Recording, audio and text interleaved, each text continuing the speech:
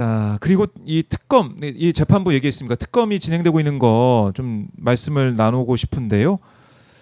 이제 수사 기간 얼마 안 남았어요. 내란 특검이.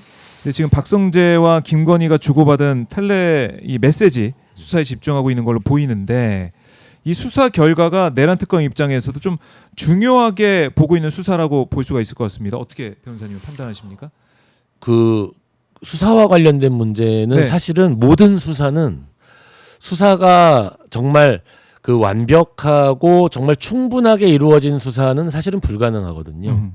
그 어떻게 범죄에 사용했던 증거가 1부터 100까지가 있다 그러면 1부터 네. 100까지를 다 밝혀서 이거를 수사를 하고 재판을 하고 그런 경우는 사실 없잖아요. 그렇죠. 1부터 한 30가지의 증거만 가지고도 나머지 그러면 100가지의 증거가 추단하는 거고 예. 예. 그렇게 어떤 증거 법칙들을 연결시켜서 진행하고 하는 건데 이게 특검 출범 자체에서 있어도 아까 왜 영장 기각과 관련돼서 잠깐 말씀드렸듯이 네. 초기에 검찰, 경찰, 공수처에서 증거 수집에서 일부 실패한 부분이 있고 최상병 특검 같은 경우는 이게 범죄 자체가 워낙 다 말로써 이루어지는 형식의 범죄이다 보니까 그 당시에 이미 핸드폰들 다 버렸을 거고 예. 그러니까 뭔가 이제 수사와 관련돼서 그래서 영장 기각률도 당연히 높아질 수밖에 없었고요. 예. 국민들의 입장에서 뭔가 좀 답답함이 있는 것도 사실이죠. 사실이지만 저는 사실 특검이 굉장한 성과를 거뒀다고도 생각을 하거든요. 네. 뭐 구속 기소하고자 했던 경우가 불구속 기소로 바뀐 경우도 많이 있고 최상병 특검 같은 경우는 결국은 뭐 임성근 사단장 외에는 구속과 관련된 부분은 다 기각되고 이런 것들도 있지만 사실은 재판이 충분할 만큼의 증거를 모았다라고 해가지고 불구속 기소까지 다 공소장이 지금 나온 상태잖아요. 네. 그래서 너무 좀 비관적으로 볼 필요는 없다. 특검은 상당한 성과를 거두었다라고 저는 좀 판단하고 싶은 생각이죠. 네. 이번에 이제 박성재 이제 장관 이 텔레 메시지 이것도 네네. 보면은 이게 메시지가 남아 있어서 딱 확보가 된 게 아니라 네네. 그걸 캡처해 놨던 네네네. 그게 이미지가 확보된 걸 저희가 알고 있지 않습니까? 네네네네. 지시한 중요한 사안이어서 기억해야 되니까 네네. 캡처하고 우리가 그러니까요. 이 텔레는 저희도 많이 네, 캡처하잖아요. 맞아요. 캡처해서 나중에 봐야지. 네. 집에서 오는 특히 이제 집에서 온 메시지 이런 것들 네네. 캡처해가지고 두고두고 보면서 네네. 하나하나 처리하기도 하는데 그런 차원 아니겠습니까? 그러니까 결국에는 이제 김건희가 이 3대 특검 모든 특검 통틀어서 보면은 남는 사람은 김건희 아니겠냐 이런 얘기가 나올 정도로 그렇죠. 지금 계엄의 시작점 또 여러 가지 구명 로비나 이런 거의 시작점이 김건희 아니냐 도이치모 주가 조작 이런 것도 마찬가지고 이런 판단을 국민들이 계속 내리고 있을 것 같습니다. 그렇죠. 그리고 특검도 이게 이번 구형과 관련돼 가지고 예. 그 한덕수 전 국무총리 15년 구형이 나왔을 때 많은 사람들이 놀랐고 사실은 거의 25년에서 굉장히 정말 심하면 그 더 중형을 이제 구형할 수 있지 않느냐라고 했을 때 뭔가 15년 구형이 나온 이후에 네. 이 특검이 가지고 있는 이 어떤 위상이라든지 아니면 이 재판과 관련된 중요성 이런 것들 때문에 다른 구형과는 달리 실제 판사가 내리는 실제 형과의 차이를 많이 줄이고자 했을 것이고 실제는 15년형이 나오거나 15년이 더 나올 수도 있다라고 얘기를 사람들이 나눴었잖아요. 예. 그런데 김건희 씨가 15년형이 나왔잖아요. 그렇죠. 김건희 씨는 자본시장법이고 관련된 주가 조작 관련된 여러 가지 이건데 네. 사실은 그것과 관련된 그 구형으로는 최고의 형을 지금 구형받은 거거든요. 그러니까 특검도 국민 여론을 알고 있고 특검도 알고 있는 거예요. 관련돼 가지고 김건희 씨가 얼마나 중요한 그 범죄에서의 몸통 역할을 했는지. 네. 그래서 그 15년형 구형으로서 그거를 좀 보여주긴 했는데요. 향후 어떻게 진행되는지도 좀 두고 봐야겠죠. 15년형.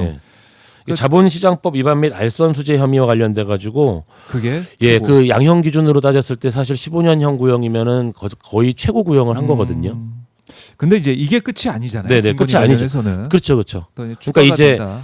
그 김건희 씨의 어떤 그 몸통적인 성격이라든지 그런 걸 알기 때문에 네. 이제 하나하나 밝혀나가는 과정에서 구형도 굉장히 세게 했더라고요. 아, 그래요. 더 이제 기다리고 플러스가 될 거다라고 볼 네네. 수가 있겠고 그리고 이번에 이제 보도가 된 내용인데 네. 도이치모터스 이 사건 주포로 지목된 이준수 씨가 검찰 조사 때와 달리 특검에서 김건희 관련된 핵심 진술을 뒤집었다. 그러니까 김건희 이제 알고 있었다 이런 네네. 식의 얘기를 했어요. 특검에서는 어떻게 보면 사실을 얘기하는 그런 셈이 됐는데 검찰에서는 몰랐을 거라고 했던 이 씨가 김건희 연루 가능성 언급한 부분 특검 조사 과정에서 이거 어떻게 해석해야 될까요? 이게 수사의 핵심인 것 같은데요. 검찰과 그 전 고위층에 대한 조사가 사실은 진작에 나왔어야 되는 이야기인데 이 부분이 제일 중요한 과연 그러면은 검찰 수사 당시에 네.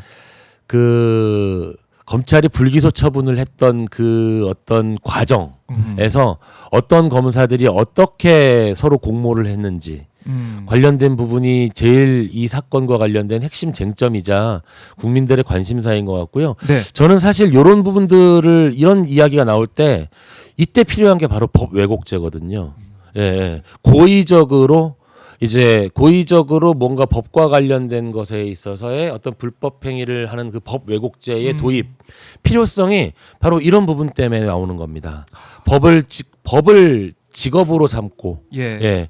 그리고 법을 직업으로 삼았다는 얘기는 그만큼 많은 사람들에게 영향을 미친다는 건데요. 그러니까 법 왜곡죄를 반대하시는 분들 입장에서는 법 왜곡죄가 실효성이 있겠느냐부터 시작을 해서 뭐 대한민국에 직권남용죄가 있기 때문에라는 얘기를 하는데 직권남용죄의 특별법 같은 거거든요. 네. 법 왜곡죄라는 거는 저는 꼭 필요하다고 생각을 하는데 판사, 검사 이렇게 법을 공적인 업무로서의 직업으로 삼는 사람이 고의적으로 어떤 법과 관련된 판단에서 불법 행위를 저질렀을 때는 네. 가중 처벌을 할 필요가 있다라는 거거든요. 예. 근데 이제 그러면 이게 법과 관련된 적용에서 죄송합니다. 고의성을 어떻게 입증하느냐라는 문제가 생기는데 고의성이라는 거는 그 입증하는 그러니까 방금 이런 이제 김건희 사건이라든지 이런 경우에서 방금도 진술을 뒤집으면서 뭔가가 새로운 증거들이 나오잖아요. 이런 과정에서 공익제보, 우리 과거에 내부 고발이라고 했던 공익제보라든지 이 법관이 이 검사가 법을 이렇게 왜곡해서 적용하는 또 이런 거짓말을 했다라는 것이 밝혀지는 경우들이 반드시 나오거든요. 그리고 큰 범죄일수록 그런 것들이 밝혀질 확률이 높아집니다. 저는 법 왜곡죄의 도입도 꼭 필요한 일이라고 생각하고 있습니다. 네. 법 왜곡죄가 있느냐 없느냐 이 차이는 나중에 이제 크게 다가올 것 같고. 네, 그럼요. 그리고 법 왜곡죄라는 것은 어떤 그 법을 다루는 판사 검사들 입장에서 어떤 경각심, 그렇죠. 그런 부분 법이라는 게 원래 그런 거거든요. 그런 범죄를 저지르지 말아라라는 어떤 경각심을 주기 위한 효과가 있는 거잖아요. 네. 예, 그런 것들을 이제 그러니까 그런 부분이 필요하기 때문에. 네. 예. 그래요. 법 왜곡죄까지 네. 우리가 생각할 수밖에 없는 네. 그런 도이치모터스 주가조작 사건 특검 조사가 진행이 되고 있다라는 거고요. 검찰의 행태에 대해서 우리가 이제 많은 비판과 비난을 지금 하고 있습니다. 지금 뭐 오마이뉴스도 집중해서 보도하고 있지만은 뭐 연어 술파티 의혹이라든가 그다음에 쿠팡 관련돼서 어미준 검사 이 문제 이것도 우리가 들여다보고 있는데요. 둘 중에 한 명은 거짓말을 하는 게 확실한데 누가 거짓말을 하는지가 너무 보이잖아요. 그러니까 그렇죠. 그 국회에 나와서 이야기를 하시는데 문지석 전 부장검사랑 서로 간에 이야기를 하는데 같은 검사 타이틀을 달고 저렇게 이야기가 서로 상반되는데 누가 한 명 거짓말인데 눈물을 흘렸던 문 검사 생각이 또 납니다. 네네. 나고 그다음에 연어술 파티 이것도 지금 보면은 교도관들이 법무부 감찰 과정에서 다 증언해서 보고서를 만들어졌습니다. 그런데 거기에 대해 뭐 관련자들은 계속 이제 부인하고 있는 상황이고 그런 가운데 쌍방울 대북송금 관련해 검찰의 회유로 증언을 바꿨다는 의혹을 받고 있는 안보수 전 아태평화교류협회장에 대해 검찰이 구속영장을 청구했습니다. 자, 이것도 의미가 좀 있어 보입니다. 네. 제가 사실 이 사건은 잘 몰랐는데요. 잘 몰랐는데 이제 그 확인을 해보니까 이 관련된 뭐 전형적인 어떤 그러니까 배임과 지금 사건을 잠깐 보니까 뭐 안 전 회장을 재판 증인으로 매수하기 위해 금전적 지원을 한 거고 그다음에 업무상 배임과 횡령 혐의를 적용해 이렇게 진행이 된 거더라고요. 네, 맞습니다. 그 배임액이 7,280만 원으로 특정을 하고 이제 쌍방울에 취업해 받은 임금을 허위 급여로 받다 그랬는데 사실 이게 너무 범죄 자체 딸을 쌍방울에 취업해 임금을 받게 했다 이런 것들은 너무 사실 범죄가 좀 네. 저질이잖아요. 아. 질이 너무 낮잖아요. 그냥 예. 웃었는데요. 그래서 보면서 글쎄요, 이 사건은 뭐 어떻게 진행이 될지 앞으로 향후 진행을 좀 봐야 될 것 같고요. 네. 예, 제가 뭐 이 사건을 아주 제가 정확하게 분석해서 말씀드린 능력은 좀 부족한 것 같습니다. 그러니까 일단은 이제 안 회장 같은 경우가 2022년 구속 직후에는 검찰 이제 조사에서 쌍방울이 네네. 북한 측에 제공했다는 800억 달러 이거 쌍방울 투자와 뭐 주가 조작을 위한 돈이다 이렇게 진술했다가 네. 2023년 4월에는 이게 진술을 번복합니다. 그러니까 이재명 당시 경기도지사의 방북을 위한 돈이다라고 번복을 해서 좀 이게 검찰이 결국에는 회유를 3인성호 느낌이 나요, 계속. 검찰이 회유를 했다는 거잖아요. 예. 그게 있어요. 사람들이 제가 이제 공공기관에서 감사를 맡게 돼서 5년 정도 이제 감사 역할을 한 적이 있습니다. 두 곳의 이제 공공기관이었는데요. 네. 그 감사를 맡으면서 그 보통 변호사나 회계사들이 감사를 하게 되는데 감사와 관련된 교육을 이제 감사 교육을 받으면서 제가 깜짝 놀란 게 있어요. 왜요?